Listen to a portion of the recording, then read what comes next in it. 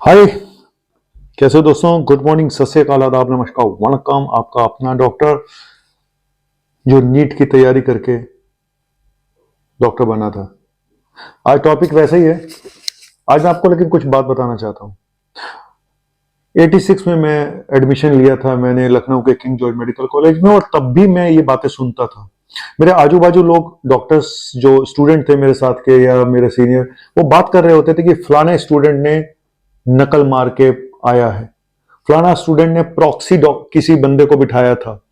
तब भी ये बातें चलती थी तो मुझे विश्वास नहीं होता था। मुझे लगता था यार ऐसा भी, ऐसे डॉक्टर भी आए हैं यहाँ पे जो नकल मार के आए हैं, तो नकल कैसे हो सकती है।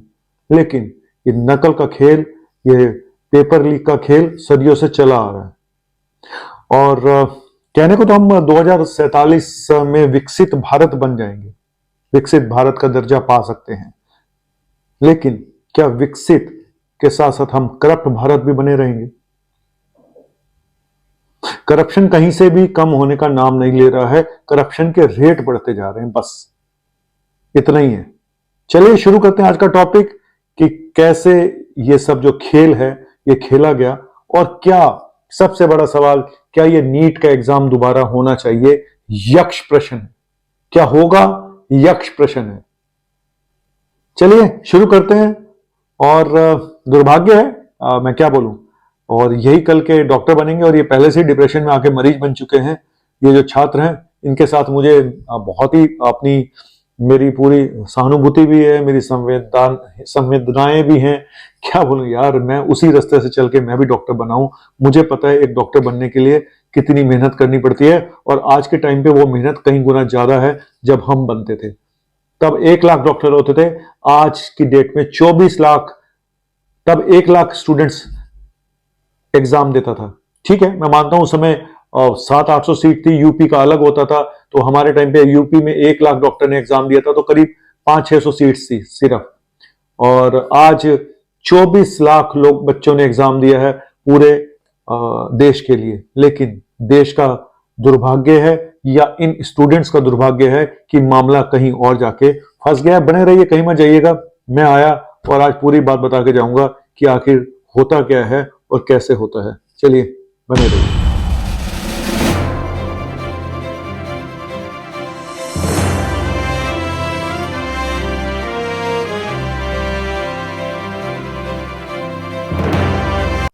जी हाँ, 24 लाख स्टूडेंट्स ने एग्जाम दिया है इस नीट 2024 में।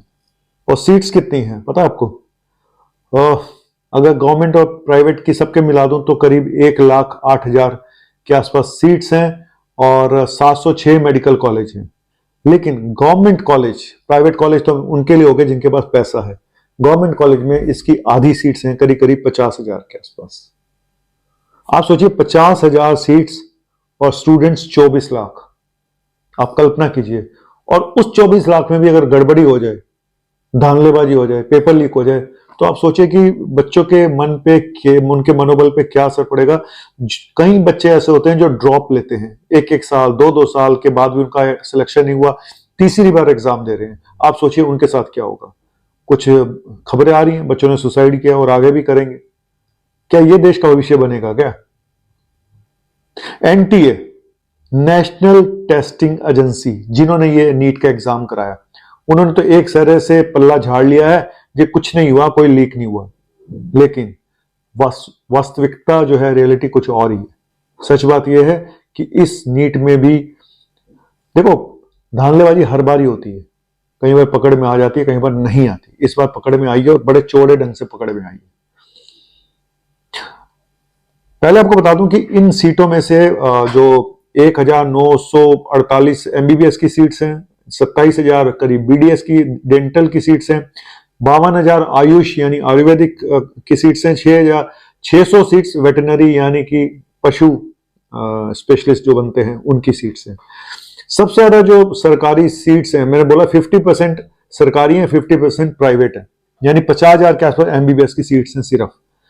ज्यादातर जो सीट्स हैं गवर्नमेंट कॉलेज में, वो महाराष्ट्र, गुजरात, कर्नाटका, तमिलनाडु, आंध्रा, तेलंगाना, यहां पे सबसे ज्यादा गवर्नमेंट कॉलेज में सीट्स हैं। 4 पेपर होते हैं, ठीक है, फिजिक्स, केमिस्ट्री, बायोलॉजी, जूलॉजी। 180 का एक पेपर होता है और सबका मिला के 720 हो गया। लेकिन और कहा बताया जा रहा है कि इस बार का एग्जाम मॉडरेट टू चैलेंजिंग था, डिफिकल्ट थोड़ा सा था लेकिन इतना नहीं था, मॉडरेट था। आखिर प्रॉब्लम शुरुआत कहां से पता चली और क्या कहानी है? हालांकि टीवी चैनलों पे आपको सब सुन चुके होंगे, लेकिन मैं कुछ आज आपको अलग भी बताने जाऊंगा। सबसे पहले शॉर्ट में बता देता हूं। सबसे पहले कान खड़े हुए जब 14 जून को रिजल्ट आना था, लेकिन 4 जून को रिजल्ट आ गया। क्यों चुनाव भी उसी दिन रिजल्ट आए थे? उस शोर में बात दब जाए इस वजह से क्या 4 जून को पेपर रखा गया था? यह भी एक सवाल है। दूसरी बात, करीब करीब 67 बच्चे ऐसे थे जिनको 720 में से 720 मार्क्स मिले, जो अपने आप में चौंकाने वाली बात थी कि इतने बड़े नंबर में कैसे मार्क्स मिल गए। ठीक है, 44 बच्चों को ग्रेस मार्क्स दिए गए। ग्रेस मार्क्स देके धक्का देके बढ़ाया गया मार्क्स को। कारण कुछ जगह बताया जा रहा है जी, कारण ये था जी जो कुछ क्वेश्चन ऐसा था एक आधा जी, वहां पे पुरानी किताबों में आंसर गलत दिया हुआ है। कुछ कह रहे हैं जी बच्चों को टाइम नहीं मिल पाया, इस वजह से उनको ये भी बताया जा रहा है कि 100 से 150 मार्क्स तक ग्रेस में दिए गए कि बच्चों को टाइम नहीं मिला। अरे टाइम नहीं मिला तो आप उनको 15-20 मिनट आधा घंटा और दे देते। अगर आपको लग रहा है टाइम की प्रॉब्लम हुई तो ग्रेस मार्क्स देने का क्या तरीका है? इस हिसाब से तो आप अपने हिसाब से किसी को कुछ भी मार्क्स दे दोगे। तो बहुत बड़ा सवाल यही था कि ये जो ग्रेस मार्क्स की परंपरा चालू की गई उसका कितना मिसयूज हुआ है। और 6 टॉपर हरियाणा में शायद बताया जा रहा है कि एक ही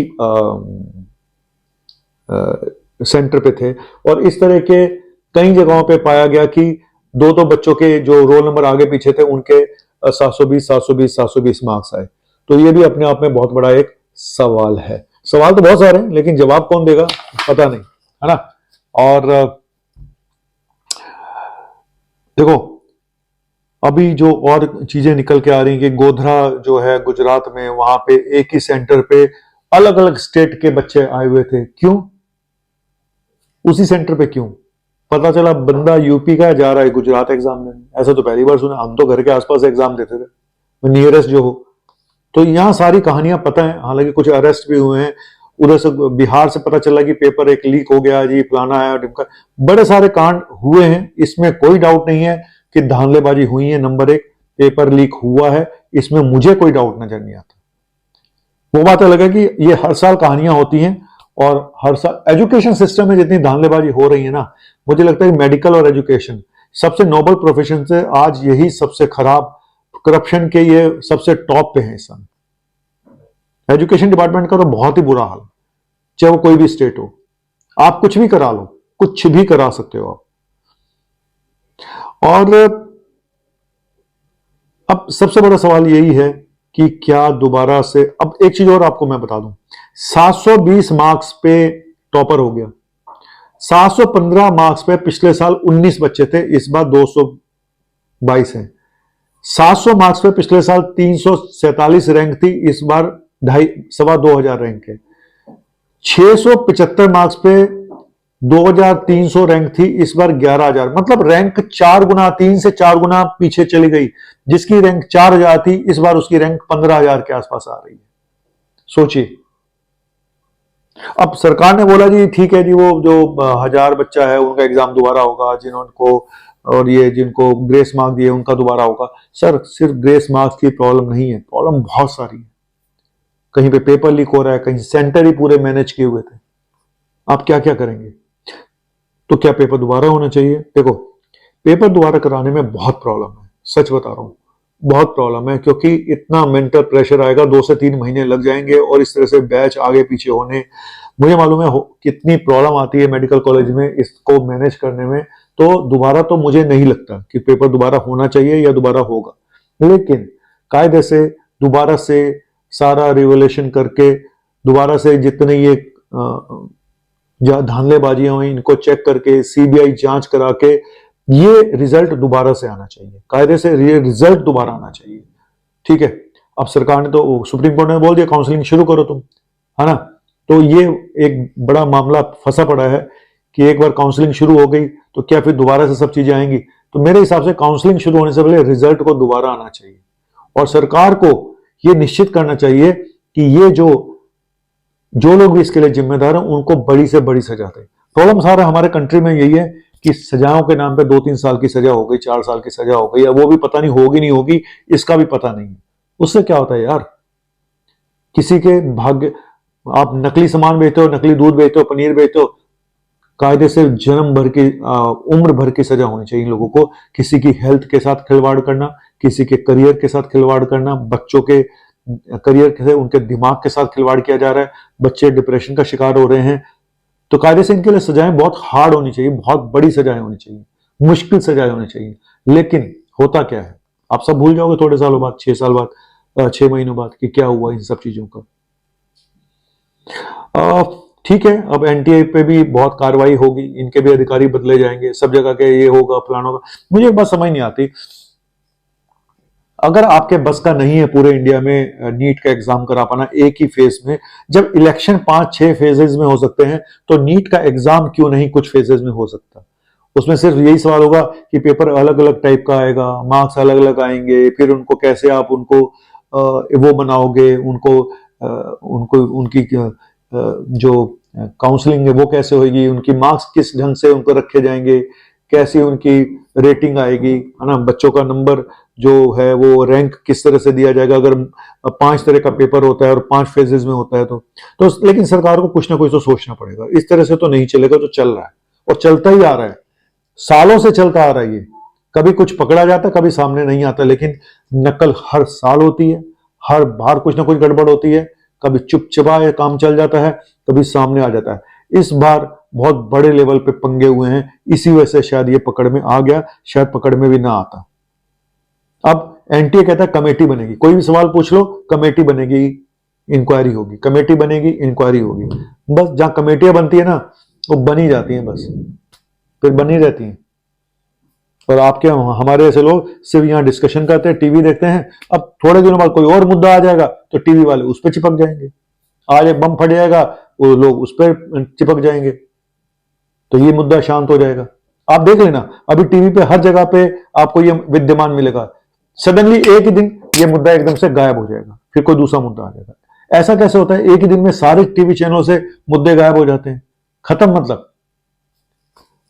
हाँ चलिए, यो एक अलग वो है, पर मुझे लगता है कि दोबारा पेपर कराना कोई आसान काम नहीं है, बहुत मेंटल प्रेशर है, बहुत बड़े लेवल पे ये दोबारा से ऑर्गेनाइज करना, कोऑर्डिनेट करना, ये कोई बहुत इतने छोटे टाइम में कोई बहुत मुश्किल, जब इतने लंबे टाइम पे ये लोग नहीं करा पाए, छोटे टाइम पे ये कैसे करा पाएंगे, नामुमकिन। तो इसलिए मुझे लगता है कि पेपर तो दोबारा नहीं होगा, शायद मुझे भी ऐसा लगता है कि दोबारा नहीं होगा, सिर्फ सीबीआई जांच हो सकती है, मार्कशीट, बच्चों का रिजल्ट दोबारा से निकालना चाहिए, सब चीजों को देख के उसके बाद डिसाइड करना चाहिए कि रैंक किसकी क्या बनती है। थैंक यू वेरी मच, शुक्रिया, मेरा भारत महान। और मैं चाहता हूं आपका अपना डॉक्टर नवनीत कालरा, विकसित भारत बनेंगे, लेकिन साथ में करप्ट भारत भी बनेगा, ये फैक्ट है, क्योंकि करप्शन का कोई आज तक तोड़ निकला नहीं है, कोई सरकार भी करप्शन का तोड़ निकाल नहीं पाए, ये बात फैक्ट है।